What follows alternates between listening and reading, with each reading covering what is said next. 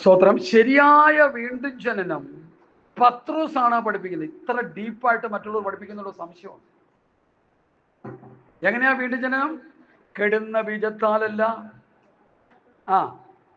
കെടാത്തതിനാൽ ജീവനുള്ളതും നിലനിൽക്കുന്നതുമായ വചനത്താൽ തന്നെ. അപ്പൊ ദൈവവചനം കേട്ട് മാനസാന്തരപ്പെട്ട് അനുദപിച്ച്, അയ്യോ ഞാനൊരു പാപിയാണ്, എനിക്ക് കർത്താവിനെ വേണം, എനിക്ക് നിത്യത വേണം, എനിക്ക് സ്വർഗം വേണം, എനിക്ക് കർത്താവിനെ അറിയണം എന്ന വചനത്തിലൂടെ, വചനം കേട്ട് പരിശുദ്ധാത്മാവിന്റെ ഇടപെടലിലൂടെ ഒരു പാപബോധം ഉണ്ടായിട്ടാണ് ഒരുവൻ വീണ്ടും ജനനത്തിലേക്ക് വരുന്നത്. ഇന്ന് അങ്ങനെയുള്ള അനുഭവങ്ങളൊന്നും കാണുന്നില്ല. സ്തോത്രം.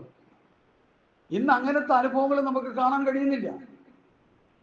ആശന്മാര് പ്രസംഗിച്ചിട്ട് നിന്റെ കടം മാറ്റുന്നു, നിന്റെ കഷ്ടത മാറ്റുന്നു, നിന്റെ കണ്ണീര് തുടയ്ക്കുന്നു, നിന്റെ പ്രശ്നങ്ങൾക്ക് പരിഹാരം ഉണ്ടാകുന്നു. സ്തോത്രം. നീ കർത്താവിലങ്ങ് വിശ്വസിക്ക്, ഞങ്ങൾ നിങ്ങൾക്ക് വേണ്ടിയൊക്കെ പ്രാർത്ഥിക്കാം എന്ന് പറഞ്ഞ് പ്രാർത്ഥിച്ച് അവരുടെ കഷ്ടത മാറ്റി, അവരുടെ കടഭാരം മാറ്റി, അവരുടെ പ്രയാസങ്ങൾ മാറ്റി, അവരെ കൂട്ടിവരുത്തി പ്രാർത്ഥിച്ച് പാട്ടൊക്കെ പാടി സന്തോഷിച്ച് എന്തെങ്കിലുമൊക്കെ പറഞ്ഞ് ഏതെങ്കിലുമൊക്കെ പറഞ്ഞ് ഇങ്ങനെ മുമ്പോട്ട് പോയിക്കൊണ്ടിരിക്കും. അങ്ങനെ ഒരു സമൂഹമായി നമ്മുടെ ക്രൈസ്തവോളം അതപ്പതിച്ചു പോയി.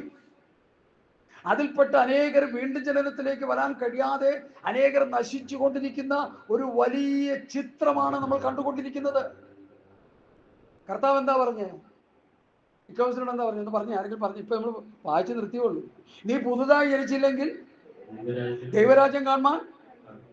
അപ്പൊ പുതുതായി ജനിച്ചില്ലെങ്കിൽ ദൈവരാജ്യം കാണാൻ കഴിയത്തില്ല, സ്വർഗരാജ്യം കാണാൻ കഴിയത്തില്ല. കർത്താവ് പറഞ്ഞപ്പോ ഇവിടെ പുതുതായി ജനിക്കുന്നതല്ല വിഷയം, നിന്റെ കടം മാറുന്നതാണ് വിഷയം, നിന്റെ കഷ്ടത മാറുന്നതാണ് വിഷയം, നിന്റെ പ്രതികൂലം മാറിപ്പോകുന്നതാണ് വിഷയം, നിന്റെ മക്കൾക്ക് ജോലി കിട്ടുന്നതാണ് വിഷയം, നിനക്ക് വീടുണ്ടാകുന്നതാണ് വിഷയം, നിന്റെ ഭൗതിക വിഷയങ്ങളാണ് വിഷയം.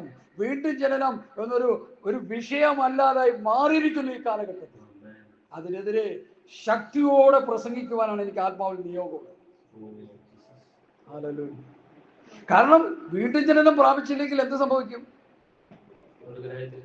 അതാ എന്റെ കാര്യം. സ്വർഗരാജ്യത്തേക്ക് പോകണം. നമുക്ക് അതാ ഇവിടെ വിഷയം. നമ്മളെല്ലാവരും ഒരുമിച്ച് കൂടി ഒന്ന് പാട്ടൊക്കെ പാടി പ്രാർത്ഥിച്ച് സന്തോഷമായിട്ട് അങ്ങോട്ടും ഇങ്ങോട്ടും പിരിഞ്ഞ് കർത്താവ് വരാൻ നേരത്ത് നമ്മൾ നരകത്തിൽ പോയി കിടന്ന എന്ത് വല്ല ഗുണവും? നമ്മളിവിടെ വന്ന് പ്രാർത്ഥിച്ചതും പാടിയതും ആരാധിച്ചതും വചനം കേട്ടതും ചാപ്പാടൊക്കെ കഴിച്ചതും എല്ലാം വൃതമായി പോയില്ലേ? അപ്പൊ നമ്മുടെ ലക്ഷ്യം കർത്താവിന്റെ വരവിൽ പോണം. കാഹളം ധ്വനിക്കുമ്പോൾ കണ്ണുമിക്കുന്ന ഇടയിൽ നമുക്ക് എന്ത് കിട്ടും? ഒരു രൂപാന്തരം കിട്ടും, ഒരു ഉയർപ്പ് കിട്ടും. അതൊക്കെ വല്ലയിടത്ത് പറയാൻ എൻ്റെ മുമ്പിൽ സമയമില്ല. 1 കൊരിന്ത്യർ 15-ാം അധ്യായം. വീണ്ടും ജനനം പ്രാപിച്ചൊരു ദൈവത്തിൽ കിട്ടുന്ന ഏറ്റവും നല്ല പദവി, കാഹളം ധ്വനിക്കുമ്പോൾ കണ്ണിമിക്കുന്നതിനിടയിൽ നമ്മുടെ ഈ ശരീരത്തിന് ഒരു രൂപാന്തരം ഉണ്ടാകുന്നു. അതിനു മുമ്പ് നമ്മൾ മരിച്ചുപോയാൽ ഒരു ഉയർപ്പ് നമുക്ക് ലഭിക്കുന്നു. അതാണ് ഏറ്റവും പ്രധാന വിഷയം. കടം മാറുന്നതും കഷ്ടത മാറുന്നതും രോഗം മാറുന്നതും പ്രശ്നം മാറുന്നതും അല്ല ദൈവമക്കളെ ഏറ്റവും പ്രധാനം. നമ്മുടെ സ്വർഗത്തിൽ ചെന്ന് എത്തുക എന്നുള്ളതാണ് ഏറ്റവും പ്രധാനം. ഞാൻ കാനഡയിലുള്ള ഒരു ആന്റിയോട് ഈ വിഷയത്തെക്കുറിച്ച് സംസാരിച്ചപ്പോൾ എന്നോട് ആന്റി പറയുക, പാസ് ഇതങ്ങ് ശരിക്കും പ്രസംഗിക്കുന്നു. ഞാൻ പ്രസംഗിച്ചുകൊണ്ടിരിക്കാന്ന് പറഞ്ഞു. അല്ല, ഒന്നുകൂടി അങ്ങോട്ട് പ്രസംഗിക്കുന്നു. എന്താ കാര്യം? ഒരു നിത്യത നമുക്ക് എല്ലാവർക്കും ഉണ്ട്. ഇവിടെ ഇരിക്കുന്ന എല്ലാവർക്കും, ലോകത്തുള്ള സകല മനുഷ്യർക്കും, ആദാമ സന്തതികളായ ഏത് ജാതിയിലും വംശത്തിലും ഗോത്രത്തിലും ഭാഷയിലും കറുത്തവനും വെളുത്തവനും പണ്ഡിതനും പാവനും കുചേലനും കുബേരനും ഒരുപോലെ അഭിമുഖീകരിക്കേണ്ട ഒരു പ്രശ്നമാണ് മരണം. ആഫ്റ്റർ ഡെത്ത് എന്നുള്ള വിഷയം, മരണാനന്തര ജീവിതം എന്നുള്ള വിഷയത്തെക്കുറിച്ച് ആർക്കും ചിന്തയില്ല. പെന്തക്കോസ്തുകാർക്ക് ഒട്ടും ചിന്തയില്ല. അവർ വിചാരിക്കണം മരിക്കുമ്പോൾ ഞങ്ങൾ സ്വർഗത്ത് പോകുമെന്ന. ഒരു സ്വർഗത്തും പോകത്തില്ല. എന്താ ഭാഷ അങ്ങനെയൊക്കെ കടിപ്പിച്ച് പറയുന്നതിന്റെ കാരണം? ഒരു ചോദ്യം ചോദിക്കും നിങ്ങൾ, അപ്പൊ ഞാൻ മറുപടി പറയാം. കാരണം അതിന് വ്യവസ്ഥയുണ്ട് ഇവിടെ. ഒരു ഫ്രിഡ്ജ് തരുമ്പോൾ പുതുതായിട്ട് പോയി മേടിച്ചു കൊണ്ടുവന്ന് വീട്ടിൽ വെച്ചു. കുറച്ച് നാളൊക്കെ വർക്ക് ചെയ്തു. 1 വർഷം 2 വർഷം 3 വർഷം 4 വർഷം 5 വർഷം 10 വർഷം കഴിഞ്ഞപ്പോൾ കേടായി. അവിടെ ആ വീട്ടിൽ ആ ഫ്രിഡ്ജ് ഒരു ഓട്ടോറിക്ഷക്കാരനെ വിളിച്ചുകൊണ്ട് നമുക്ക് കയറ്റി നമുക്ക് അവിടെ കൊണ്ടുപോയി കൊടുക്കാം. അത് ഫ്രിഡ്ജ് മാറ്റി തരാൻ പറയാം. അപ്പോൾ അവിടെ കൊണ്ടുപോയി എന്തെങ്കിലും പരിഹരിക്കാം. അങ്കിൾ എന്താ വന്നത്? ഒരു ഫ്രിഡ്ജ് ഉണ്ടായിരുന്നു, നിങ്ങൾ മേടിച്ചുകൊണ്ട് ഇത്ര വർഷമായി? 10 വർഷമായി. അയ്യോ, അതിൻ്റെ ബില്ലും കാര്യങ്ങളൊക്കെ നോക്കട്ടെ. 10 വർഷമില്ലേ? 2 വർഷമുള്ളൂ ഇതിൻ്റെ എന്താ പറയുക, അതിൻ്റെ ഏറ്റവും പ്രധാന പാർട്ട് ഏതാ വെച്ചാൽ അത് ഗ്യാരണ്ടി ശരിയാ. അതിൻ്റെ പ്രധാന പാർട്ട് ഏതാ? കംപ്രസർ. കംപ്രസറിന് 2 വർഷം, മറ്റേതൊന്നും ഒരു ചുക്കുമില്ല. അല്ല, പ്ലാസ്റ്റിക് എല്ലാം കൂടി ഉരുക്കി ചേർത്ത് വളക്കി പിടിപ്പിച്ചൊക്കെ ഈയിടയ്ക്ക് മൊബൈലുണ്ടായിരുന്നത് ഫ്രിഡ്ജിൽ തട്ടിപ്പാണെന്ന്. ഉള്ളിലിരിക്കുന്ന സാധനം മുഴുവൻ വെറും വില കുറഞ്ഞതാണ്. ഈ കംപ്രസറും അങ്ങനെ 1-2 കാര്യങ്ങൾ മാത്രമേ ഉള്ളൂ. ഇത് വെച്ചാണ് 25,000-30,000 നമ്മൾ മേടിക്കുന്നത്. അപ്പം അവർ പറയുന്നത് 2 വർഷത്തേക്കുള്ള വാറണ്ടി ഉള്ളൂ ഇത്. അച്ഛൻ എത്ര വർഷം? 10 വർഷമായി. അച്ഛൻ അവിടെ കിടന്ന് മസിൽ പിടിച്ചു കഴിഞ്ഞാൽ അവർ പോലീസിന് വിളിച്ചു കൊടുക്കും, ഈ ഇതിനെയും കൊണ്ട് പോകാൻ പറയും. അവർ കൊണ്ടുപോകും. പോലീസുകാരൻ വരുമ്പോൾ തന്നെ ആൾ തലമുടി കൊടുക്കും. അപ്പം എന്നതുപോലെ റൂൾസ് ആൻഡ് റെഗുലേഷൻ, ദൈവവചനത്തിൽ വീണ്ടും ജനനം പ്രാപിക്കേണ്ട ഉപദേശമുണ്ട്. വീണ്ടും ജനനം പ്രാപിച്ചവർക്ക് അതനുസരിച്ചിട്ട് വീണ്ടും ജനനം പ്രാപിച്ച സ്വർഗത്ത് പോവോ? ബാലപാഠമാണ് കർത്താവ് പറഞ്ഞത്. വീണ്ടും ജനനം പ്രാപിച്ച കുഞ്ഞ്, ഇത് കുഞ്ഞ് എൻ്റെ മോള് പ്രസവിച്ചു കഴിഞ്ഞ ഒരു മാസം കണ്ട് കോട്ടയത്തായിരുന്നു. അത് കഴിഞ്ഞിട്ട് എൻ്റെ കയ്യിൽ കൊണ്ടുത്താം. എനിക്ക് വലിയ സന്തോഷം. ഞാൻ പ്രാർത്ഥിച്ച് കർത്താവിനെ സമർപ്പിച്ചു. അന്ന് ദൈവം ആയും പിടിച്ച് ഇങ്ങനെ കിടക്കുക. എന്തോ ഒരു വിശക്കുമ്പോൾ കിടന്ന് കീറി പൊളിക്കും. അപ്പോൾ ഫുഡ് കൊടുക്കും, പാല് കൊടുക്കും.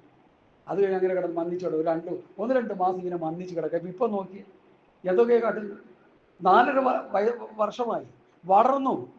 ഇപ്പം ഞങ്ങളെല്ലാവരും പറയുന്നതിനേക്കാൾ മനോഹരമായ നിലയിൽ അവൻ സംസാരിക്കും. എനിക്ക് കേൾക്കാൻ വലിയ ഇഷ്ടമാണ്. കേൾക്കാൻ സംസാരിക്കുന്നു, ഓടുന്നു, ചാടുന്നു, പല കാര്യങ്ങൾ ചെയ്യുന്നു. സ്വോത്ര. കാരണം എന്താ? ആ ജനിച്ചു കിടന്ന അവസ്ഥയിൽ നിന്ന് ഈ കുഞ്ഞ് എന്ത് ചെയ്തു? വളരാൻ തുടങ്ങി, വളരാൻ തുടങ്ങി, വളരാൻ തുടങ്ങി. 1 പത്രോസ് 2-ാം അധ്യായത്തിന്റെ 1 വന്നാൽ വായിച്ചോ. Hallelujah, hallelujah, hallelujah. 1 പത്രോസ് 2-ാം അധ്യായത്തിന്റെ 1 വാക്യം.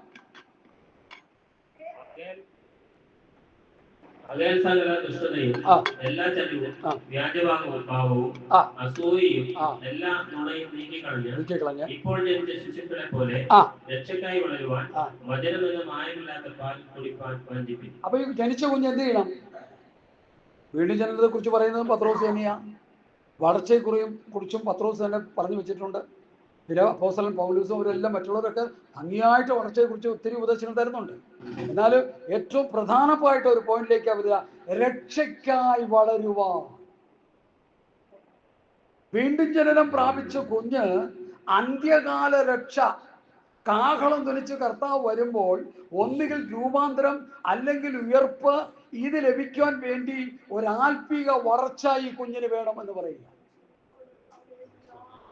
ഇവിടെ ഉപദേശിമാർ കടം മാറ്റി, കഷ്ടത മാറ്റി, കണ്ണീര് തുടച്ച്, കാറ് മേടിച്ചു കൊടുത്ത്, വീട് മേടിച്ചു കൊടുത്ത്, അവരുടെ ജീവിതത്തിന്റെ പ്രാരാബ്ധങ്ങളെല്ലാം മാറ്റി അവരെ കൊണ്ടുപോയി പാട്ട് പാടിച്ച്, അവരെ കൊണ്ടുപോയി തുള്ളിച്ച്, അവരെ നിത്യമായ നരകത്തിലേക്ക് തള്ളിക്കളഞ്ഞുകൊണ്ടിരിക്കുന്നുവെന്ന് ഞാൻ വർഷങ്ങളായി പ്രസംഗിച്ചു കൊണ്ടിരിക്കുക. എന്തുകൊണ്ട്? അവരിൽ വീണ്ടും ജനനം നടന്നിട്ടില്ല. കർത്താവ് എന്താ പറഞ്ഞേ? കർത്താവ് എന്താ പറഞ്ഞത്? ഡിക്കോസിനോട് എന്താ പറഞ്ഞത്? നീ പുതുതായി ജനിച്ചില്ലെങ്കിൽ സ്വർഗരാജ്യം കാണാൻ കഴിയില്ല. അത് ആ ഒരു ചിന്ത എപ്പോഴും ഹൃദയത്തിലുണ്ടാകും. നമ്മൾ വിശ്വാസികളാണ്, നമ്മൾ സഭയിൽ കടന്നു വരുന്നു, നമ്മൾ പ്രാർത്ഥിക്കുന്നു, നമ്മൾ ആരാധിക്കുന്നു, നമ്മൾ ദൈവവചനം കേൾക്കുന്നു, എല്ലാം നല്ലതാണ്. പക്ഷെ നമുക്കൊരു വീണ്ടും ജനനം ഉണ്ടാകും, ഒരു രൂപാന്തരം ഉണ്ടാകും. പഴയ നിയമ ഭാഷയെ പറഞ്ഞാൽ ഹൃദയ പരിച്ഛേദന എന്ന് പറയും. പുതിയ നിയമത്തിൽ അതിനെക്കുറിച്ച് ഹൃദയ പരിച്ഛേദന. പഴയ നിയമത്തിൽ ആക്ഷരിക പരിച്ഛേദന, കത്തി കൊണ്ട് ചെയ്യുന്ന പരിച്ഛേദന. പുതിയ നിയമത്തിൽ പൗലോസ് അതിനെ പഠിപ്പിക്കുന്നത് ഹൃദയ പരിച്ഛേദന. വചനം കേൾക്കുമ്പോൾ നിറകണ്ണുകളോടെ പാപിയാണെന്ന് ഏറ്റുപറഞ്ഞ് ശുദ്ധീകരണം പ്രാപിച്ച് കർത്താവിനെ സ്വീകരിക്കുന്ന ഒരു ഹൃദയ പരിച്ഛേദന.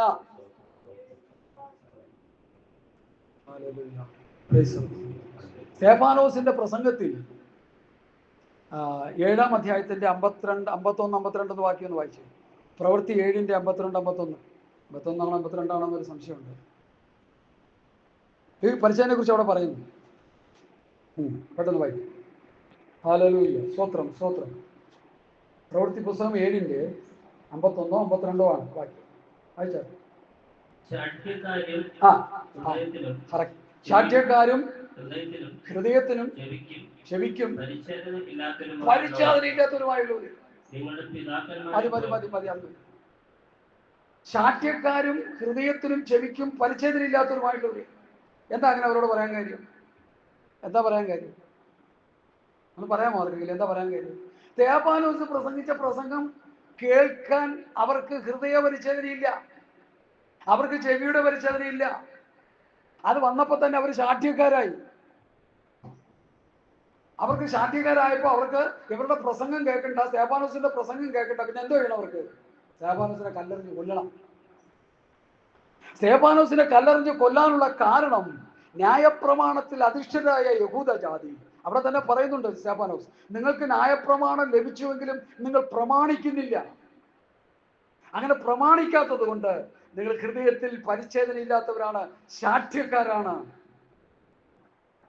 അപ്പൊ മനസ്സിലായിക്കോണം, ഹൃദയത്തിനും ചെവിക്കും രൂപാന്തരമില്ലെങ്കിൽ ഈ വചനം എത്ര നാള് കേട്ടാലും ഒരു ഗുണവുമില്ലെന്ന് മനസ്സിലാക്കും.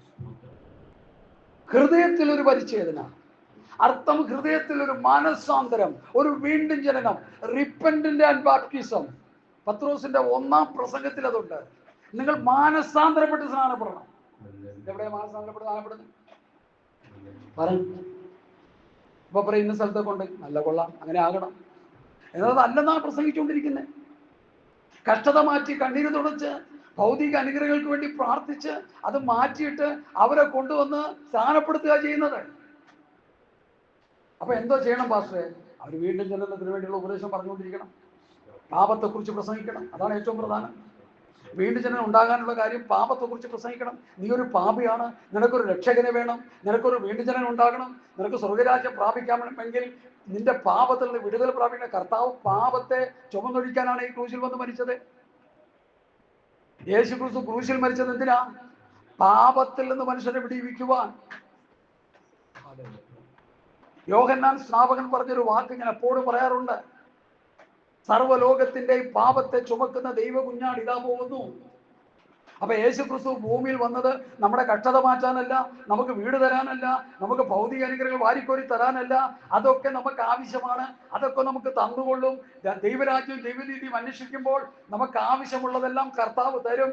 ദ ഫസ്റ്റ് പ്രിഫറൻസ് പാപത്തിൽ നിന്ന് വിടുതൽ പ്രാപിച്ച് ഒരു വീണ്ടും ജനനത്തിലേക്ക് നടത്തപ്പെടണം. കാലം എന്നെ കേൾക്കുന്ന പ്രിയപ്പെട്ടവർ, നമുക്കൊരു വീണ്ടും ജനനം ഉണ്ടാക്കണം. അതിനെന്ത് വേണം? വചനം കേട്ട് പാപബോധം ഉണ്ടാകണം. പാപബോധമുണ്ട്. ഞാനൊരു പാപിയാണ്, എൻ്റെ പാപത്തിന് വേണ്ടി അങ്ങ് മരിച്ചു എന്ന് ഞാൻ വിശ്വസിക്കുന്നു എന്ന് കർത്താവിനോട് പ്രാർത്ഥിക്കുമ്പോഴാണ് ഒരു യഥാർത്ഥ വീണ്ടും ജനനം നമുക്കുണ്ടാകുന്നത്. ഇത് വീണ്ടും ജനനം ഉണ്ടായി എന്ന് പറയുന്നവരിൽ പാപബോധമില്ല, തെറ്റുകളെ കുറിച്ച് ബോധ്യമില്ല, വചനത്തിന്റെ ഉപദേശങ്ങൾ അവർ അനുസരിക്കുന്നില്ല, സത്യവചനം പഥ്യവചനം അവർ പറയുന്നില്ല, അവർ പഠിപ്പിക്കുന്നില്ല, ജനത്തെ ഗ്രഹിപ്പിക്കുന്നില്ല. ഇവിടെയാണ് ക്രൈസ്തവ ഗോളം തകർന്നു കിടക്കുന്നതെന്ന് ഇന്ന് പലക്കാലം ഞാൻ സത്യമായിട്ട് വിളിച്ചു പറയുന്നു. ഒരു വീണ്ടും ജനനം പ്രാപിച്ച് പാപവഴികളെ വിട്ട് വിശുദ്ധമായ നിലയിൽ ജീവിക്കുവാൻ ഒരു തീരുമാനമെടുത്ത് മുൻപോട്ട് പോകുന്ന ഒരു ദൈവവൈതലിന് മാത്രമേ ദൈവരാജ്യം പ്രാപിക്കാൻ പറ്റത്തുള്ളൂ. അല്ലാത്തവർക്ക് ഇവിടെ എല്ലാം കിട്ടും, ഭൂമിയിലെല്ലാം കിട്ടും, സ്വർഗരാജ്യം കിട്ടത്തില്ല. ഞാൻ കഴിഞ്ഞ ദിവസം ഒരു ആന്റിയോട് ഇങ്ങനെ ഒരു പാട്ടിൽ കൂടി ഒരു മെസ്സേജ് പറഞ്ഞു, ധാന്യന്തനം ലാഭം കീർത്തി നഷ്ടമാകും, മാന്യമിത്രരാകെ നമ്മി പിരിഞ്ഞിപ്പോകും. എല്ലാം പോകും, നഷ്ടപ്പെടും. നമ്മൾ സമ്പാദിച്ച എല്ലാം പോകും, എല്ലാം നഷ്ടപ്പെടും. ഒരു 6 അടിയുള്ള ഒരു മണ്ണിലേക്ക് കൊണ്ടുവന്ന് കുഴിയിലോട്ട് ഇറക്കിയിട്ട് വെട്ടി പൂട്ടിയിട്ട് മണ്ണിട്ട് ഇടിച്ച് പൂട്ടി ആമീനീശോം പറഞ്ഞു പോകും. ഏത് മനുഷ്യന്റെ അവസ്ഥ ഇതാണ്? സ്തോത്രം. ചില പ്രത്യേക സന്ദർഭം പലത് പറയാറുണ്ട്. ഒരു ക്രിസ്ത്യാനിയാണെങ്കിൽ അവനെ പൊടി തിന്നു പോകും, ഒരു ഹിന്ദു ആണെങ്കിൽ അവൻ തീക്കിരയായി മാറും, ഒരു ഇസൽമാൻ ആണെങ്കിൽ അവനെയും പുഴുതു കൊണ്ട് തിന്നുപോകും. സ്തോത്രം, സ്തോത്രം. ഒരു പാർസിയായിട്ട് ജനിച്ചാൽ അവരെ കഴുകന്മാർ തിന്നുകൊണ്ട് പോകും. അവരുടെ കഴുകന് കൊടുത്താണ് അവര് അടക്കം കിടന്നത്. പ്രാർത്ഥിച്ചിട്ട് ഒരു വലിയ മലയെ കൊണ്ടുപോയി ഒരു തട്ടിൽ വെച്ചിട്ട് പോകും. അരമണിക്കൂർ കഴിയുമ്പോൾ തലയോട്ടി തറയെ വീഴും. അവിടെ ഉരുണ്ടുരുണ്ടുരുണ്ടു. ബാക്കിയെല്ലാം അച്ചായൻ്റെ അമ്മാമ്മയുടെ മാംസം എല്ലാം എന്ത് ചെയ്യും? പക്ഷികൾ കൊത്തിക്കൂട്ടി തിന്നും. എനിക്ക് തോന്നുന്നു അതാണ് നല്ലതെന്ന് എനിക്ക് തോന്നുന്നു. ഐത്തുകളെങ്കിൽ വിശപ്പാച്ചൊക്കെ ഇതുകൊണ്ട് പുളിയിൽ കൊടുത്തിട്ട് എന്താ അച്ചായന് ശേഷം? ഇത് തീക്ക് കൊടുത്തിട്ട് എന്താ വിഷയം? കുറെ പക്ഷികളെങ്കിലും തിന്ന് തീർക്കട്ടെ ഈ മനുഷ്യന്റെ മാംസം, അവർക്കെങ്കിലും തൃപ്തി വരട്ടെ. അപ്പൊ ചോദിക്കും വചനത്തിലുണ്ടോ? ഉണ്ട്. എഗസ്കേൽ പ്രവചനം 38-39 നിങ്ങൾ എടുത്ത് വായിച്ചോ. ഇസ്രായേൽ പർവ്വത നിരകളിൽ ഗോഗ് മാഗോഗിന്റെ നേതൃത്വത്തിൽ ഇസ്രായേലിനെതിരെ അവസാനമായ ഒരു വലിയ യുദ്ധം ചെയ്യാൻ സ്വത്രം കോപ്പ് കൂട്ടിക്കൊണ്ടിരിക്കുക.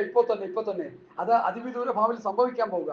അവിടെ വരുന്ന ആ ഗോഗ് മാഗോഗിന്റെ നേതൃത്വത്തിൽ വരുന്ന സകല സൈന്യങ്ങളെയും ദൈവവചനം പറയുന്നു പക്ഷികൾ തിന്നു തീർക്കും, മൃഗങ്ങൾ തിന്നു തീർക്കും. അത് പാർസികൾ അറിഞ്ഞിട്ടായിരിക്കാം ഒരുപക്ഷെ പക്ഷിക്കൂട്ടെ കൊടുത്തതെന്ന് ഞാനങ്ങ് വിചാരിക്കും, എൻ്റെ ഒരു ഊഹം. ഞാൻ ആ വചനത്തിലേക്ക് മടങ്ങി വരട്ടെ. അപ്പൊ ഇവിടെ പത്രോസ് പറയുന്ന ഭാഗം ശ്രദ്ധിക്കുക. എന്താ പത്രോസ് പറയുന്നത്? 2:1 മുതൽ സകല ദുഷ്ടതയും ചതിവ്, ചതിവും വ്യാജഭാവവും അസൂയയും എല്ലാം നുണയും അവിടെ നിൽക്കട്ടെ. അപ്പൊ 5 വിധ പാപങ്ങൾ നീക്കിക്കളയണം എന്ന് പത്രോസ് പറയും. എന്താ കാര്യം? എന്താ? വീണ്ടും ജനം പ്രാപിച്ചിരിക്കുക. ഈ വീണ്ടും ജനം പ്രാപിച്ചപ്പോൾ എല്ലാ പാപങ്ങളും നമ്മളിൽ പോയെന്ന് നമ്മൾ ചിന്തിക്കരുത്. വീണ്ടും ജനനം പ്രാപിച്ചു വരുന്ന ഒരു പുതിയ ദൈവവിശ്വാസിയിൽ പാപ സ്വഭാവങ്ങളുണ്ട്. ആ പാപ സ്വഭാവങ്ങൾ വിട്ട് അവിടെ പത്രോസ് പറയുന്ന ആ വചനപ്രകാരം രക്ഷയ്ക്കായി വളരണമെങ്കിൽ മായമില്ലാത്ത പാലായ ദൈവവചനം പാല് കുടിക്കണം. അങ്ങനെ കുടിച്ചാലേ എന്ത് ചെയ്യത്തുള്ളൂ? രക്ഷയ്ക്കായി വളരത്തുള്ളൂ. രക്ഷ എന്ന് പറഞ്ഞാൽ എന്താ? കാഹളം ധരിച്ചു വരുമ്പോൾ മരിച്ചു പോയാൽ ഉയർപ്പ്, ജീവനോടിരുന്നാൽ രൂപാന്തരം. അത് കിട്ടണമെങ്കിൽ രക്ഷയ്ക്കായിട്ട് വളരണം.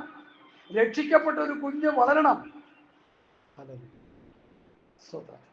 അതാ ഞാൻ ഈ കുഞ്ഞിനെ എടുത്ത് ഉദാഹരണമായിട്ട് കാണിച്ചേ. എൻ്റെ കൈ കൊണ്ട് തരുമ്പോൾ തെക്കും വടക്കും അറിയാതെ ഇങ്ങനെ കിടക്കുക. നമ്മളെ നോക്കുകയാണെന്ന് നമ്മൾ വിചാരിക്കാം, ആ മുകളിലോട്ടാണ് നോക്കുന്നത്. അങ്ങനെ കണ്ണ് കണ്ടുകൂടാ അല്ലേ? ചെവിക്ക് അല്പം സ്വല്പം കേൾക്കാൻ പറ്റും. കണ്ണ് ബ്ലൈൻഡ് ആയിരിക്കും. എത്രയോ മാസങ്ങൾ കഴിയുമ്പോൾ കണ്ണ് കാണും. എന്നാൽ ഇന്ന അവസ്ഥയിലാണോ? അത് ജഡികമായൊരു വളർച്ച അതിനുണ്ടായി. എന്നാൽ അവനും വളർന്നു കഴിഞ്ഞ് രക്ഷിക്കപ്പെട്ട് സ്നാനപ്പെട്ട് അഭിഷേകം പ്രാപിച്ച് ഒരു ദൈവവൈതലായി പ്രായമുള്ള ആളായി തീർന്നാൽ മാത്രമേ അവന് സ്വർഗത്ത് പോകത്തുള്ളൂ. പക്ഷെ ഇപ്പോൾ അത് പറഞ്ഞ് നമുക്ക് മനസ്സിലാക്കാൻ പറ്റത്തില്ല. എനിക്ക് നിങ്ങളോടത് പറഞ്ഞ് മനസ്സിലാക്കാൻ പറ്റും.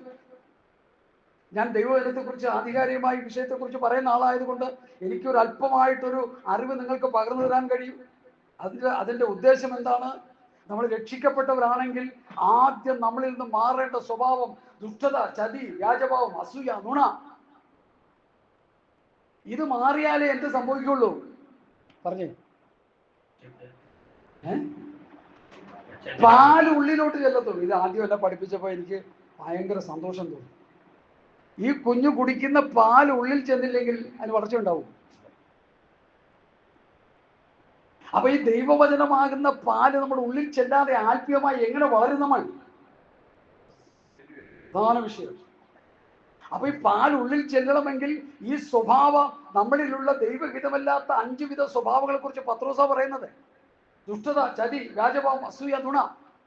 ഈ 5 വിധ പാപങ്ങളെ നമ്മളിൽ നിന്ന് നീക്കിയിട്ട് രക്ഷയ്ക്കായി വളരുവാൻ ദൈവവചനമെന്ന മായമില്ലാത്ത പാല് കുടിച്ചോണ്ടിരിക്കണം. ഇവിടെ ഒന്ന് പാല് കുടിക്കുക, നമ്മളിപ്പോ കുടിക്കുക. വചനം കേട്ട് അത് ഹൃദയത്തിലേക്ക് ചെല്ലുമ്പോൾ അത് കുടിച്ചുകൊണ്ടിരിക്കുക. അപ്പൊ നമ്മൾ ഈ സ്വഭാവം ഉണ്ടെങ്കിൽ മാറ്റിക്കോണം. മാറ്റിയില്ലെങ്കിൽ എന്ത് പറ്റും? നട്ടപ്പോഴും ഒരു കൊട്ട, പറിച്ചപ്പോഴും. ആവേലിക്കരങ്ങളിൽ ഒരു അച്ചായൻ ചേന കൊണ്ടുവന്ന് നട്ട് കഴിഞ്ഞിട്ട് 6 മാസം വെള്ളമൊക്കെ ഒഴിച്ച് അവസാനം മാന്തി നോക്കിയപ്പോൾ നട്ടതുപോലെ ഇരിക്കുക. എന്താ പറ്റി? ഒരു വളർച്ചയില്ല, ഫലമില്ലാത്ത അവസ്ഥ.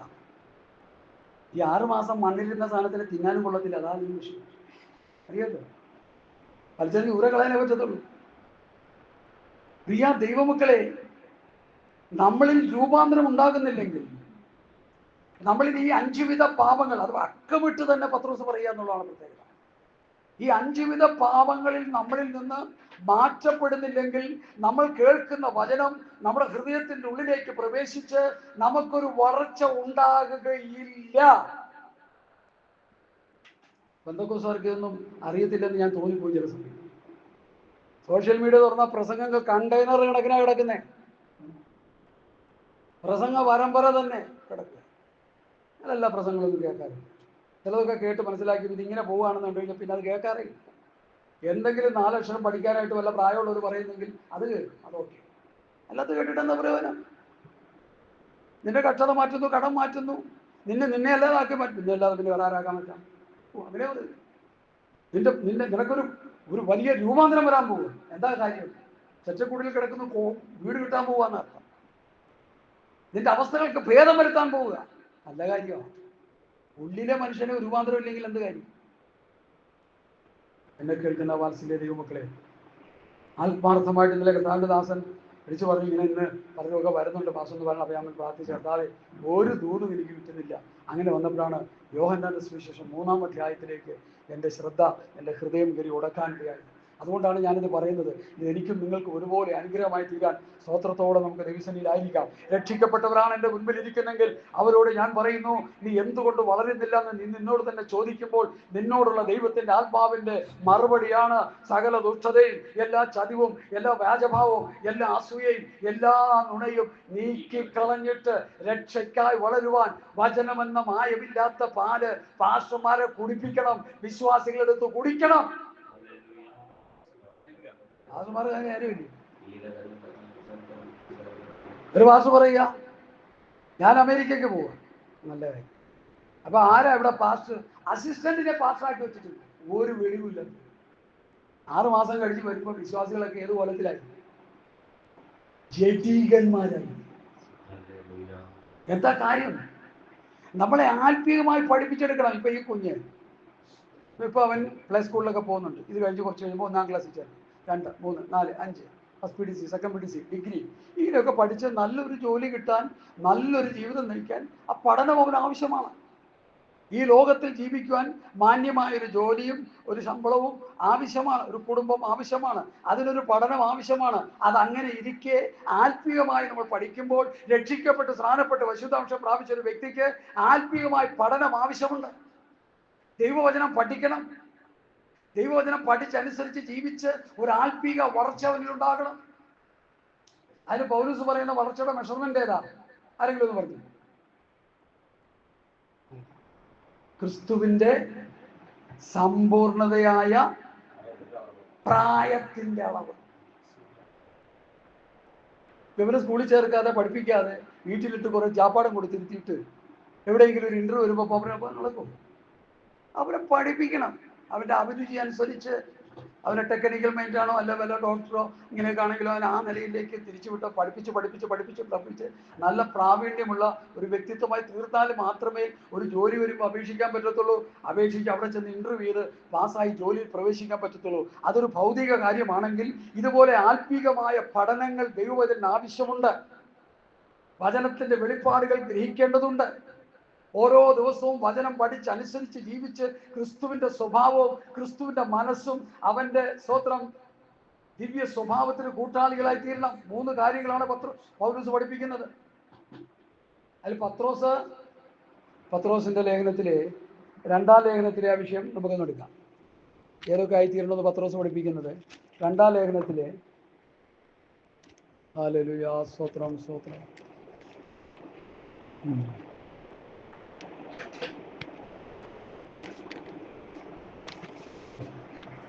Praise the Lord. സ്തോത്രം. പത്രോസിന്റെ 2-ാം ലേഖനം എടുത്താട്ടെ. 2-ാം ലേഖനത്തിലാണോ 1-ാം ലേഖനത്തിലാണോ? സ്തോത്രം. അവന്റെ ദിവ്യ സ്വഭാവത്തിന് കൂട്ടാളികളാവുന്നുള്ള വാക്യം ദേവദാസന്മാർ. 2-ാം ലേഖനം എടുത്താട്ടെ. അതിന്റെ 4-5 വാക്യം വായിച്ചോട്ടെ. 4-ാം വാക്യം. വിലയേറിയതും നൽകിയിരിക്കുന്നു.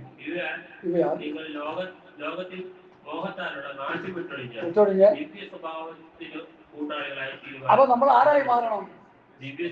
ക്രിസ്തുവിന്റെ ദിവ്യ സ്വഭാവത്തിന് കൂട്ടാളികളായി തീരണം. 3 കാര്യങ്ങളാണ്. 1 കൊരിന്ത്യർ 2:16 നമ്മൾ ക്രിസ്തുവിന്റെ മനസ്സുള്ളവരായി തീരണം. ഫിലിപ്പി ലേഖനം 2:5 നമ്മൾ ക്രിസ്തുവിന്റെ ഭാവമുള്ളവരായി മാറണം.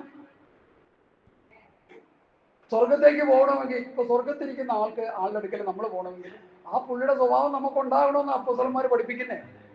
ക്രിസ്തുവിന്റെ ഭാവം, ക്രിസ്തുവിന്റെ മനസ്സ്, അവന്റെ ദിവ്യ സ്വഭാവം. 3 പ്രധാന വിഷയങ്ങളിലേക്ക് വിശ്വാസി പാപ വഴികളെ വിട്ട് വചനം കേട്ട് പഠിച്ചനുസരിച്ച് ജീവിച്ച് ക്രിസ്തുവിന്റെ ഭാവവും ക്രിസ്തുവിന്റെ മനസ്സും ക്രിസ്തുവിന്റെ ദിവ്യ സ്വഭാവവും ഉണ്ടായി കഴിയുമ്പോഴാണ് മരിച്ചു കഴിഞ്ഞുകൊണ്ട് അടക്കാൻ നേരത്ത് അങ്ങനെ കഴിഞ്ഞാൽ അടക്കിയില്ലെങ്കിലും കുഴപ്പമില്ലെന്നേണ്ടതാണ്.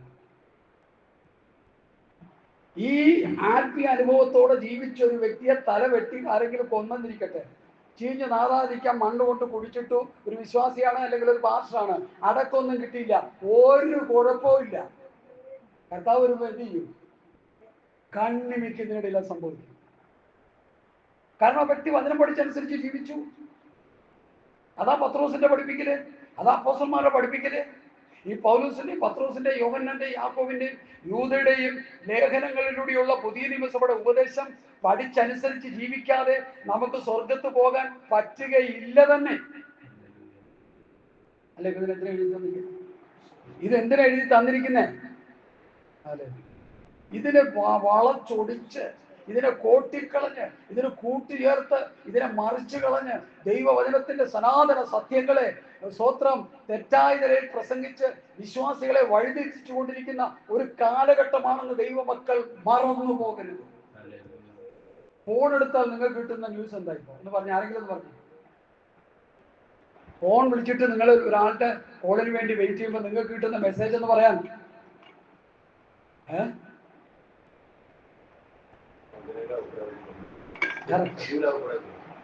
വഞ്ചനയിൽ അകപ്പെടാതിരിക്കാനുള്ള ഒരു മെസ്സേജാണ്. സൈബർ കുറ്റവാളികളെ സൂക്ഷിക്കാൻ. അന്ന് മുതൽ ഞാൻ പ്രസംഗിച്ചു തുടങ്ങി, വിശ്വാസികളെ കള്ളപ്രവാചകന്മാരും ദുരുപദേഷ്ടക്കന്മാരും പറയുന്ന വചനവിരുദ്ധമായ കാര്യങ്ങളെ നിങ്ങൾ സൂക്ഷിച്ച് ഒഴിഞ്ഞുകൊള്ളു. ഞാൻ ഉദ്ദേശിച്ചൊന്നുമല്ല, ജോലി ചെയ്തുകൊണ്ടിരുന്ന ഒരാളാണ്. എന്നോട് ഒന്നും അതിനെ പ്രസംഗിക്കാൻ ഇറങ്ങി വരാൻ പറഞ്ഞപ്പോൾ ജോലി കളഞ്ഞിട്ട് ഇറങ്ങി വന്നാണ്. ഒരു വേലയില്ല, ഒരു ഗതിയില്ല, പരഗതിയില്ലാതെ പൊത്തു കൊടുത്തോണ്ട് ഇറങ്ങിയ ഒരാളല്ല ഞാൻ. ഹല്ലേലൂയ. അതുകൊണ്ട് എനിക്ക് ധൈര്യമായിട്ട് പ്രസംഗിക്കാം. കർത്താവിനെ വിളിച്ചു, വേലയ്ക്ക് വേണ്ടി വിളിച്ചു, ദൈവവചനം അതിന്റെ നിർമ്മലമായ നിലയിൽ പ്രസംഗിക്കാൻ വിളിച്ചു.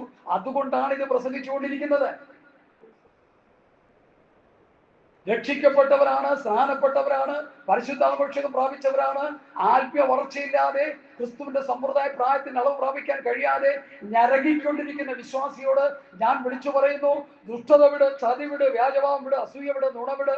ഇത് വിട്ട് രക്ഷയ്ക്കായി വളരുവാൻ ദൈവവചനമെന്ന മായമില്ലാത്ത പാല് കുടിച്ചിനി വളരെ. അല്ലാതെ ഒരു രക്ഷ ഇനി ഈ കുഞ്ഞിലേക്ക് തന്നെ തിരിച്ചു വരികയാണ്. ഇവ താനെ വളരുമോ? വളരുമോ സൗര? അവനെന്ത് ചെയ്യണം? അതാണ് പാസ്റ്റർമാരുടെ ശുശ്രൂഷ. അല്ല കഞ്ഞിക്ക് വേണ്ടി കുട്ടികളെ പഠിപ്പിക്കാൻ. മോളെന്തെടുക്കും? ഒരു പാസ്റ്റർ മോളോട് ചോദിക്കുമ്പോൾ, പാസ്റ്റർമാരോട് എനിക്ക് ഭയങ്കര സങ്കടമുണ്ട്, അപ്പൊ തന്നെ എനിക്ക് സ്നേഹവുമുണ്ട്, അതുകൊണ്ട് അവരോട് മാനസാന്തരപ്പെടാനാണ് ഞാൻ പറഞ്ഞത്. മോളെന്തെടുക്കുന്നു? അവിടെ MBA പഠിക്കുന്നു. നല്ല കാര്യം. രക്ഷിക്കപ്പെട്ടു? രക്ഷിക്കപ്പെട്ടൊന്നുമില്ല. അവളിപ്പോ തലമുടി 5 കളറാക്കി വെച്ചോണ്ടിരിക്കുക.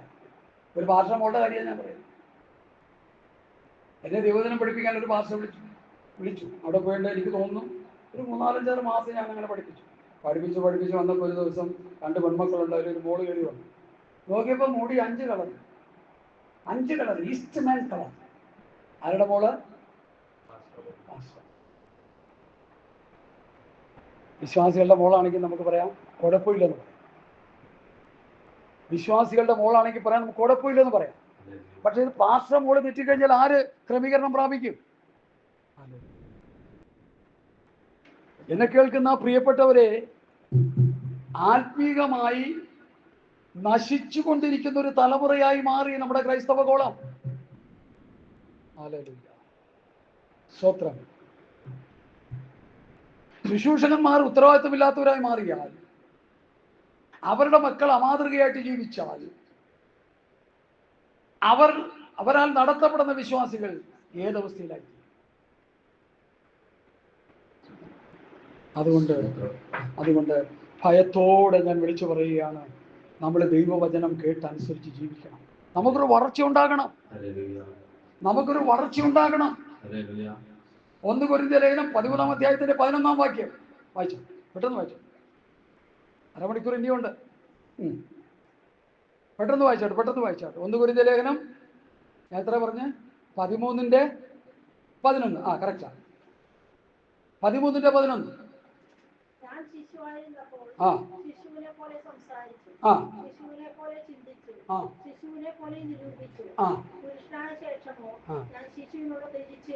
മതി, അവിടെ കേട്ടു. ഈ കുഞ്ഞ് ഇവിടെ ഇരിക്കുന്ന ഈ കുഞ്ഞ് കഴിഞ്ഞ ആഴ്ച നടന്നൊരു സംഭവമാണ്. അപ്പം ഞാൻ അപ്പിയിട്ടിരിക്കുക, എനിക്ക് കഴുകി തരണമെന്ന് പറഞ്ഞു. ഞാനെന്ത് ചെയ്തു? അത് ചെയ്തു കൊടുത്തു. ഈ ഇരിക്കുന്ന മോനെ പോലെയോ ഇത്രയും പ്രായമുള്ളവരായി കഴിയുമ്പോൾ അവൻ അതുപോലെ ഒന്ന് പറയുമോ? എന്താ കാര്യം? മെച്യൂരിറ്റിയായി, അവൻ വളർന്നു. പിന്നെ ആ വിഷയം പറയത്തില്ല. എന്നിട്ട് അവൻ എന്നോട് അതുകൂടി പറഞ്ഞു. എനിക്ക് കേട്ടപ്പോൾ ഭയങ്കര സന്തോഷമായിരുന്നു. അപ്പം ഞാൻ വളർന്നിട്ടില്ല, ഞാൻ വളരുമ്പോൾ ഞാൻ കഴുകിക്കോളാം, ഇപ്പം എനിക്ക് അപ്പാപ്പ കഴുകിത്താം. അത് കേട്ടപ്പോൾ എനിക്ക് അവനോട് സ്നേഹം കൂടുക ചെയ്തു. കാരണം റിയൽ സത്യം അവൻ പറഞ്ഞു. അവൻ വളർന്നിട്ടില്ല എന്ന് അവൻ സമ്മതിച്ചു. ഇന്ന് പാസ്റ്റർമാരും വിശ്വാസികളെ സമ്മതിക്കത്തില്ല. ഐ ആം സംതിങ്, ഞാൻ എന്തോ ആണ്. വെളിപ്പാട് പുസ്തകത്തിൽ പറയുന്ന പോലെ ഞാൻ സമ്പന്നൻ, എനിക്കൊന്നിനും മുട്ടില്ല, ഞാൻ എല്ലാം ഓക്കെയാണ്. ദൈവത്തിന്റെ പരിശുദ്ധാത്മാവ് അവനോട് പറയുന്നു, നീ ദരിദ്രനാണ് ആത്മീയമായി, നീ ദരിദ്രനാണ് കുരുടനായി. ആത്മീക ദാരിദ്ര്യം, ആത്മീക കുരുട്, സ്തോത്രം, ഇതിനെ ബാധിച്ചിരിക്കുകയാണ്. ആത്മീക നഗ്നത. 3 കാര്യം. ലവോദിക്കയുടെ പ്രധാന ദൂതതാണ്. ഇന്ന് എന്തൊക്കെയോ പ്രസംഗിച്ചു, എനിക്കറിയത്തില്ല.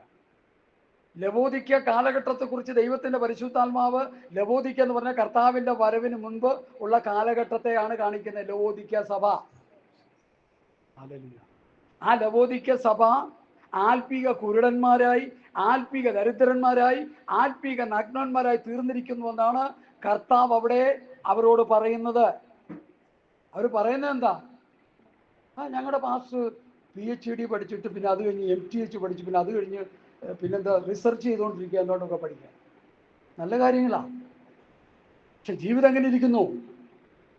ആത്മീയമായിട്ട് എങ്ങനെ ഇരിക്കുന്നു? നിന്റെ ആത്മീയ വളർച്ച എങ്ങനെ ഇരിക്കുന്നു? ഹല്ലേലൂയ. നിനക്കുള്ള ആത്മീയ വർധനം എങ്ങനെ ഇരിക്കുന്നു? ഞാൻ പറഞ്ഞല്ലോ, ഈ കുഞ്ഞ് പ്രസവിച്ച് കിടന്ന അവസ്ഥയിൽ നിന്ന് ഇതിപ്പോൾ 4 വർഷം വയസ്സായവന് ഈ 4.5 വയസ്സുകൊണ്ട് എന്തെല്ലാം കാര്യങ്ങൾ അവൻ പറയുന്നു, മനസ്സിലാക്കിയിരിക്കുന്നു, അവൻ ഗ്രഹിച്ചിരിക്കുന്നു എന്ന് ഓർക്കുമ്പോൾ എനിക്ക് തന്നെ അതിശയമായി തീർന്നു. അപ്പൊ വേദോസ്തത്തിൽ പറയുന്നു, ദാനിയേൽ പ്രവചനത്തില് അന്ത്യകാലത്ത് ജ്ഞാനം വർദ്ധിക്കും. അതാ എൻ്റെ കാര്യം. കുഞ്ഞുങ്ങൾക്ക് വളർച്ചയുണ്ടാകും, അവർ പല കാര്യങ്ങൾ മനസ്സിലാകും. 4-ാം ക്ലാസ്സിൽ പഠിക്കുന്ന, 5-ാം ക്ലാസ്സിൽ പഠിക്കുന്ന കുഞ്ഞിൻ്റെ മുതുകത്ത് കിടക്കുന്ന ബാഗും അതിൻ്റെ ഉള്ളിൽ കിടക്കുന്ന ബുക്സും നിങ്ങൾ വായിച്ചു നോക്കിയാൽ നമ്മൾ പോലും അന്തം വിട്ടിരിക്കുന്നത് എന്താണ് ഈ പഠിക്കുന്നത്. അറിയുന്നില്ല നമുക്ക്. ആകാശമണ്ഡലങ്ങളെ കുറിച്ച്, സ്പേസിനെ കുറിച്ച് അവരെ പഠിപ്പിക്കുക. നമുക്കറിയാമോ വല്ലതും? ഇപ്പോഴും വല്ലതും അറിയാമോ? ഒന്നും അറിയത്തില്ല. ഈ ലോകത്തിന്റെ മനുഷ്യൻ അറിവിന് വേണ്ടി ഓടി പരക്കം പായുകയാണ്. അപ്പൊ തന്നെ ഞാൻ ചോദിക്കുന്നു, ആത്മീകരായ നമ്മൾക്ക് ഈ ദൈവവചനത്തിന്റെ ജ്ഞാനം വേണ്ടേ?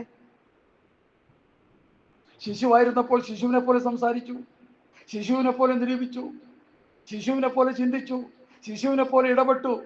പുരുഷനായ ശേഷമോ ശിശുവിനോട് തേച്ചു കളഞ്ഞു. ഇപ്പൊ അതും ചെയ്ത് വെച്ചോണ്ടിരിക്കുകയല്ലേ?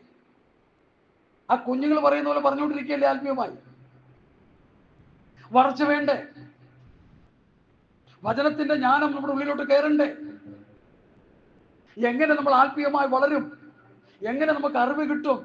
ദുഷ്ടത, ചതി, വ്യാജവും, അസൂയ, നുണ ഇത് വിട്ട് വിട്ട് വിട്ട് വചനം കുടിച്ചുകൊണ്ടിരിക്കുമ്പോൾ നമ്മൾ വളർന്നുകൊണ്ടിരിക്കും, ആത്മീയമായി വളർന്നുകൊണ്ടിരിക്കും. കാണുന്നവർക്കൊന്നും മനസ്സിലാകത്തില്ല.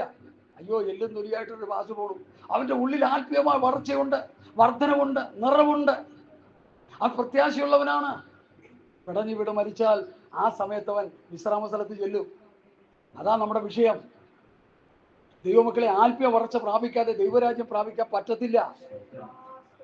പരിമിതമായ അറിവുകളുണ്ട് ദൈവത്തെ പ്രസാദിപ്പിക്കാൻ പറ്റത്തില്ല. കൊരിന്ത് സഭയുടെ ആത്മീയ നിലവാരം ഞാൻ നിങ്ങൾക്ക് എടുത്തു തരാം. കൊരിന്ത ലേഖനം 1-ാം ലേഖനം 1-ാം അധ്യായത്തിന് 4 മുതൽ 8 വരെയുള്ള വാക്യം ഒന്ന് വായിച്ചു പഠിച്ചാൽ. സ്തോത്രം, സ്തോത്രം. കൊരിന്ത്യർക്ക് എഴുതിയ ലേഖനം. നിങ്ങൾക്ക് ക്രിസ്തുയേശുവിൽ നൽകപ്പെട്ട ദൈവനിമിത്തം ഞാൻ എൻ്റെ ദൈവത്തിൽ നിങ്ങളെ കുറിച്ച് എപ്പോഴും സ്തോത്രം ചെയ്യുന്നു. അടുത്ത സാക്ഷ്യം നിങ്ങളിൽ ഉറപ്പായിരിക്കുന്നത് പോലെ അവരിൽ നിങ്ങൾ സകലത്തിലും, വിശേഷാൽ സകല വചനത്തിലും സകല പരിജ്ഞാനത്തിലും സമ്പന്നരായി തീർന്നു. ഇങ്ങനെ നിങ്ങൾ ഒരു കൃപാവരത്തിൽ കുറവില്ലാത്തവരായി നമ്മുടെ കർത്താവായ യേശുക്രിസ്തുവിന്റെ പ്രത്യക്ഷത കാത്തിരിക്കുന്നു. മതി. എത്ര കൂട്ടം കാര്യങ്ങളുണ്ട് അവിടെ. കൊരിന്ത് സഭയുടെ ആത്മീയ വളർച്ചയെ കുറിച്ച് പ്രസ്താവിക്കുന്ന ആ വേദഭാഗത്ത് എത്ര പ്രധാന കാര്യങ്ങൾ അവർ പറയുന്നുണ്ട്. പൗലോസ് പറയുന്നുണ്ട്. 1, ദൈവകൃപ ലഭിച്ചവർ. പിന്നെ 2, ക്രിസ്തുവിന്റെ സാക്ഷ്യം നിങ്ങളിൽ ഉറപ്പായിരിക്കുന്നു. 3, സകല വചനത്തിലും പരിജ്ഞാനത്തിലും സമ്പന്നരായിരിക്കുന്നു. അടുത്ത 4 കൃപാവരത്തിൽ കുറവില്ലാത്തവർ. 5 കർത്താവിന്റെ പ്രത്യക്ഷത. യേശുക്രിസ്തുവിന്റെ പ്രത്യക്ഷത കാത്തിരിക്കുന്നു. എത്ര കൂട്ടം കാര്യങ്ങളുണ്ട്? ഈ 5 കൂട്ടം കാര്യങ്ങളുടെ വിശ്വാസം എവിടെ കിട്ടും? ഉണ്ടോ എന്ന് വിളിച്ചു ചോദിച്ചാൽ എവിടെയെങ്കിലും കിട്ടുമോ? ഉണ്ടെങ്കിൽ നല്ലത്, ഉണ്ടാകണം. എൻ്റെ മുൻപിലിരിക്കുന്ന പ്രിയപ്പെട്ടവർക്ക് ഉണ്ടാകണം. കൊരിന്ത് സഭയുടെ ആത്മീയ നിറവാല് സ്തോത്രം. അവർ ഒന്നാമത് പറയുന്നത് എന്താണ്? ക്രിസ്തുവിന്റെ ദൈവകൃപ. കൃപ ലഭിച്ചാൽ കൃപ വർദ്ധിച്ചുകൊണ്ടിരിക്കണം. കൃപ ലഭിച്ചവർ. അടുത്ത് ക്രിസ്തുവിന്റെ സാക്ഷ്യം ഉറപ്പായിരിക്കുന്നവർ. 3 സകല വചനത്തിലും പരിജ്ഞാനത്തിലും സമ്പന്നത പ്രാപിക്കുക. ദൈവമക്കളെ, നമ്മൾ വചനത്തിൽ പരിജ്ഞാനം പ്രാപിച്ചു വരിക, സമ്പന്നത പ്രാപിച്ചു വരിക. കിട്ടുന്ന സമയങ്ങൾ ദൈവവചനം ധ്യാനിക്കുകയും പ്രാർത്ഥിക്കുകയും ചെയ്യുമ്പോൾ വചനത്തിലൂടെ നമ്മൾ പരിജ്ഞാനം പ്രാപിച്ച് വരിക. വചനജ്ഞാനം നമ്മുടെ ഉള്ളിൽ വരുമ്പോൾ ലോകത്തെ ഉപേക്ഷിച്ചു പോകും, ലോകത്തിൽ നകന്നകന്നു പോകും. ഇന്ന് ലോകം കയറി നമ്മൾ ത്രസിച്ചിരിക്കുകയല്ലേ. എന്താ കാര്യം? സകല വചനത്തിലും പരിജ്ഞാനത്തിലും സമ്പന്നരാകാൻ കഴിയുന്നില്ല. അടുത്ത 4 പറയുന്നത് എന്താണ്? ഒരു കൃപാവരത്തിലും. അടുത്ത 5 പറയുന്നത് കർത്താവിന്റെ പ്രത്യക്ഷത കാത്തിരിക്കുന്നു. ഇങ്ങനെ ഒരു വിശ്വാസ സമൂഹമാണ് ദൈവം ആഗ്രഹിക്കുന്നത്. കൊരിന്ത് സഭ, കൊരിന്ത് ലേഖനത്തിൽ 1-ാം ലേഖനം നമ്മൾ വായിച്ചു പഠിക്കുമ്പോൾ അതിന്റെ 3-ാം അധ്യായത്തിൽ വരുമ്പോൾ കൊരിന്ത്യർക്ക് എഴുതിയ ലേഖനം 3-ാം അധ്യായത്തിന്റെ 1 വാക്യം വായിച്ചു. എന്നാൽ സഹോദരന്മാരെ, നിങ്ങളോട് എനിക്ക് ആത്മീയന്മാരോട് എന്ന പോലെ അല്ല, ജഡീകന്മാരോട് എന്ന പോലെ, ക്രിസ്തുവിൽ ശിശുക്കളായവരോട് എന്ന പോലെ അത്രേ സംസാരിക്കാൻ കഴിയുള്ളൂ. ഭക്ഷണമല്ല പാൽ അത്രേ ഞാൻ നിങ്ങൾക്ക് തന്നത്. ഭക്ഷിപ്പാൻ നിങ്ങൾക്ക് കഴിവില്ലായിരുന്നു, ഇപ്പോഴും കഴിവായിട്ടില്ല. ഇന്നും നിങ്ങൾ ജഡീകന്മാരല്ലോ.